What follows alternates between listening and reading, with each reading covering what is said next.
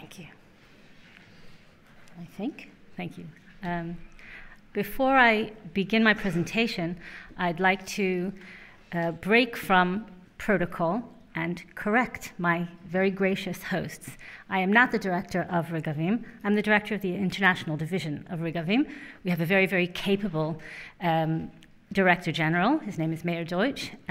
He is not I, and I am not he. I'm honored to be here today. It's a tremendous opportunity to learn and to share. I'm a bit of an outlier in the program. What I'm going to try to illustrate is actually not the theoretical constructs that are expressed or are created even in that anti-Israel bias that was so brilliantly described by Hillel Neuer this morning, but the actual physical expressions on the ground. I'm going to show you pictures from ground zero of what Professor Rose has described as the gray zone. I'm going to show you actual data, pictures of how the bias is expressed. Regavim is a fieldwork-based legal organization, which means that we collect data, we document violations of Israel's sovereignty and Israel's law and international law, and we use that as the bedrock or the foundations for moving forward within the legal framework, examining the legal paradigms that we've begun to understand today that rule this territory. And I'm going to show you some of the things that we find and that serve us to prepare a legal case in defense of Israel's rights. So, we're going to talk about activities in Judea and Samaria since the Oslo Accords. And I'm going to show you a series of maps and then images to try to illustrate what is happening in what should be a static territory and is actually quite the opposite. So I hope that we're going in the right direction here. Apparently we are not. I've called this presentation The Quietest Front. There is a war, a continuing and ongoing war. To be precise, it is the same war that began in 1948 or even well before that. It is the continuing war for the existence of the State of Israel. The front on which we are fighting this war at present is the war of attrition in Judea and Samaria. And this war is carried out in three main spheres that we see on the ground. It is a de facto annexation of the areas placed under full Israeli jurisdiction in Judea and Samaria. This involves actual physical annexation of the territory through illegal construction and agricultural projects. It involves the destruction, really a scorched earth policy of environmental terrorism, which we will see some examples of today. And it involves the decimation of the historical record that connects the Jewish people to the heartland of the land of Israel. I would just point out that in an internal European Union document that reached the press in this past August, the European Union actually not only confirmed its active involvement in each of these spheres, but for the first time actually spelled out its involvement in disconnecting or limiting Israel's ability to conduct archaeological excavations in Judea and Samaria and to try to suppress the historical record, the physical record of Jewish history in Judea and Samaria. This is shocking, doesn't exist anywhere else in the world, and we will see some examples of this phenomenon that we've found. So just to give you some background, this is Judea and Samaria. This is the West Bank. This is the whole territory, 5.8 million dunams. The Oslo framework divided this territory, as you see. The pink areas are A and B together, placed all civilian matters under Palestinian Authority control, created the Palestinian Authority essentially, and then gave it control over civilian affairs in these areas. The grayish area all around was Area C. Now, there are some underlying principles for the division of this territory. First and foremost was Israel's ability to maintain security, which is why areas A and B were not created as contiguous zones. They were left as islands or bubbles within the larger area so that Israel could continue to maintain its crucial strategic security control throughout this territory until a negotiated peace treaty or political resolution could be achieved. So the division of the territory was approximately 60% for Israel and 40% for the Palestinian Authority. The 60-40 split was, the 40% was subdivided between urban and rural areas. That's what you'll hear, Area A, which was the Arab urban population centers, the large cities you've heard of, Bethlehem, Jericho, Nablus, etc. And the 60% for, and the rural communities were Area B, villages and their satellite communities. So the 60-40 split should be precisely what the map looks like today, as there has been no negotiated resolution to the political status of the territory. However, when the Oslo Accords were signed, we had a certain situation on the ground that should have been frozen. But in 2008, this is what more or less the map looked like. Israeli communities, those green dots, comprise less than 1% of the entire territory. This continues to be the case today. That means that all of the international outcry and uproar about Zionist expansionism and wildfire Jewish construction in Judea and Samaria, all told, comes to less than 1% of the area of all of Judea and Samaria. When taken as a percentage of Area C, the area under Israeli control, it's less than 2%. Really not a massive, I would say if Israel were considered a successful country on the merits of its expansion and development of Area C, we would be an abject failure. So, the split, oh, this didn't come out well. Right, so what I'm going to show you now is how the 60-40 division has flipped and is now 40-60. 20% of Area C has actually been overtaken by the Palestinian Authority through joint programs of illegal construction and agricultural use, employing a loophole in the law that is in force, Ottoman land law, which allows you to obtain rights in territory simply by using it for agricultural purposes. And here it is. These are the methods: strategic illegal construction and agricultural land seizure. There's actually a name for this, and if you go on Google, or you could Google the Roots Project, you'll see all sorts of lovely jingles, commercials, really, infomercials funded by the European Union, encouraging people to support the agricultural takeover of Palestine. And the third is a more technical method, which is highly effective: land survey and registration. The Palestinian Authority is actually surveying and registering all the land of Judea and Samaria, including Area C, particularly Area C, to Palestinian land registry.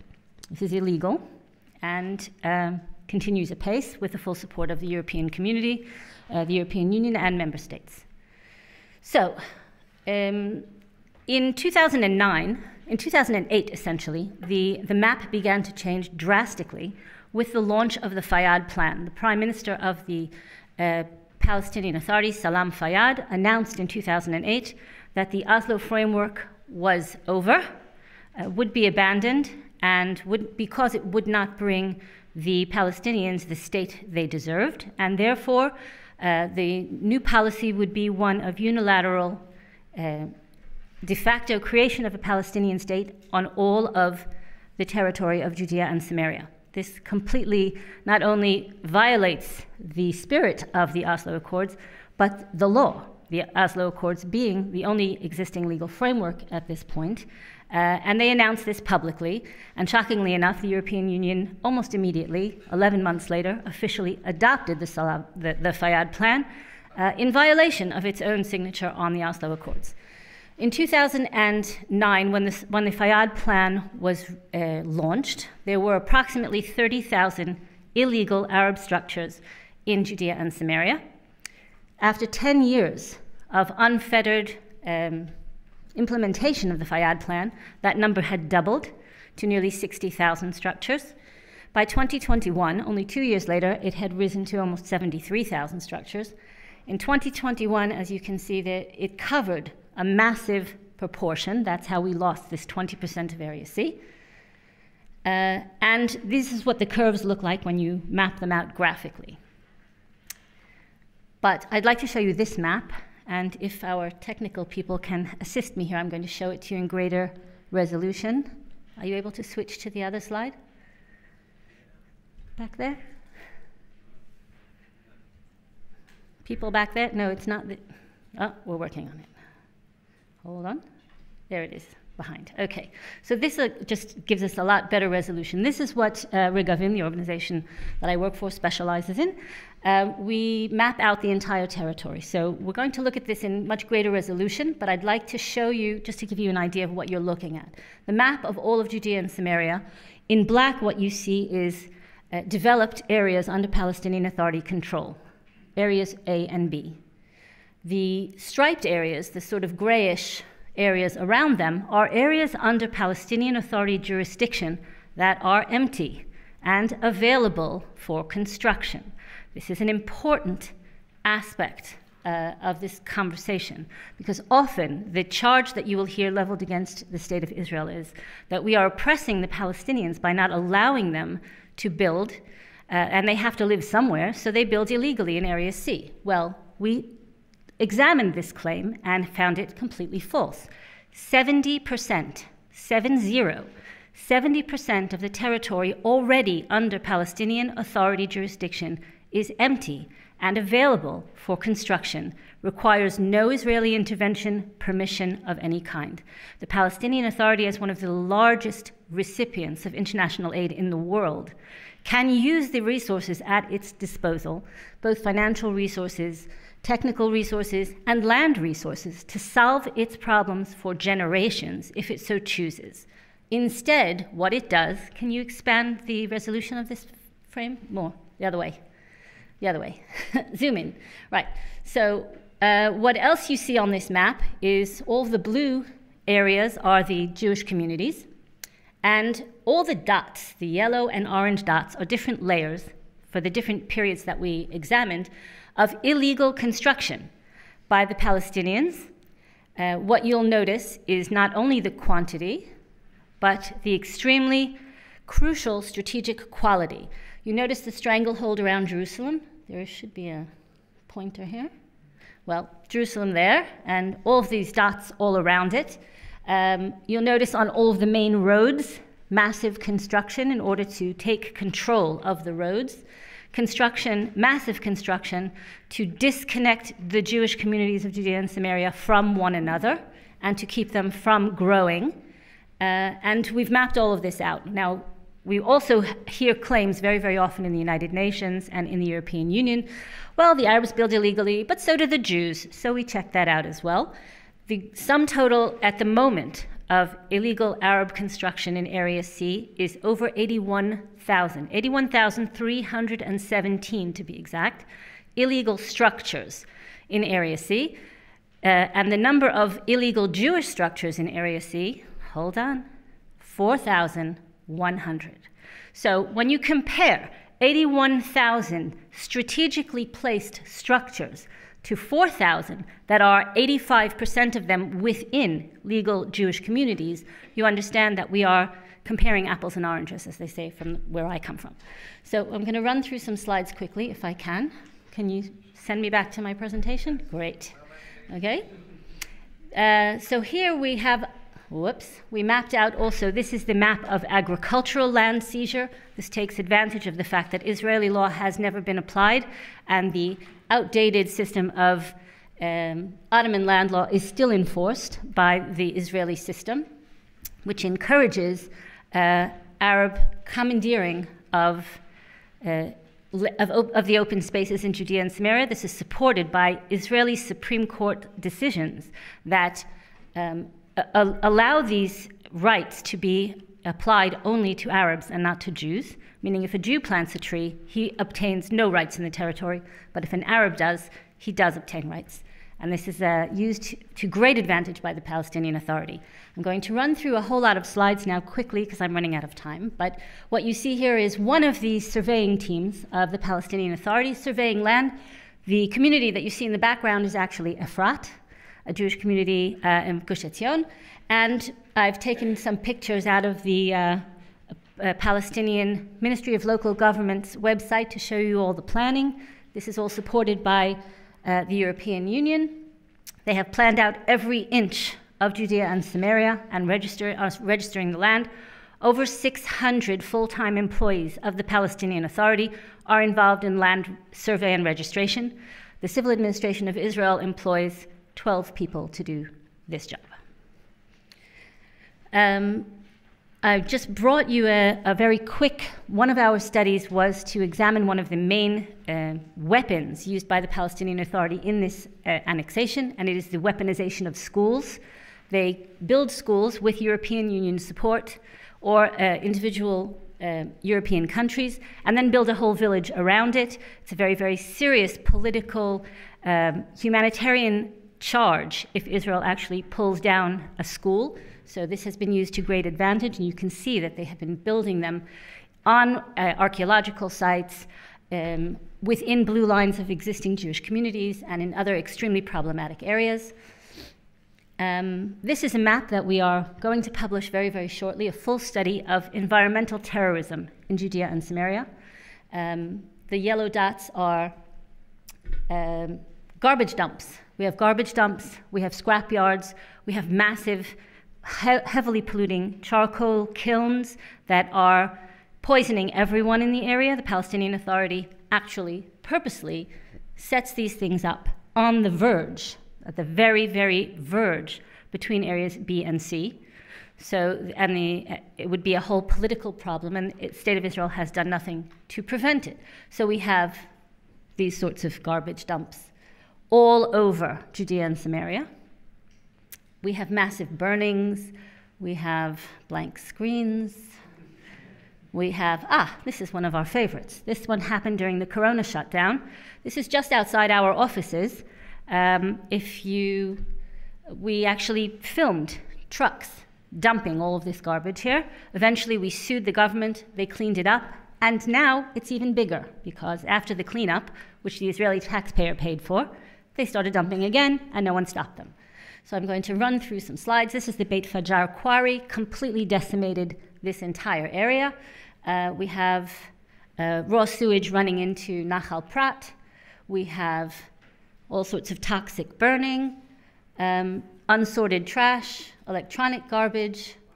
All of us, Jews, Arabs, and everyone in between, are breathing the same air, drinking the same water, using the same soil. We're all being poisoned by this, and this vacuum of law, because of political pressure, is literally killing us, aside from the political suicide that Israel is committing by not extending law or enforcing law in these areas.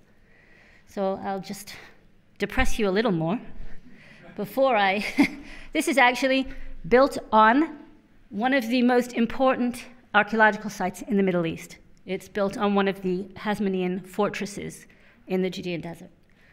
Some archaeological decimation. This is the largest necropolis in the Middle East, just outside Jericho. Why I have so many blank slides, I don't know. But yeah, I will not depress you further. I depress myself every day. I just want to leave you with one thought. The State of Israel essentially created this situation by making political decisions or refraining from making political decisions because of international pressure. The same way that we allowed this situation to arise, we can and must correct it. The State of Israel is a sovereign nation, a Jewish and democratic state with equal rights under the law and should use those rights to stop all of these things that we've seen here today without batting an eyelash. We have every right, we have the rights, and we do also have the abilities. So keep that in mind when you see these depressing photos. Thank you.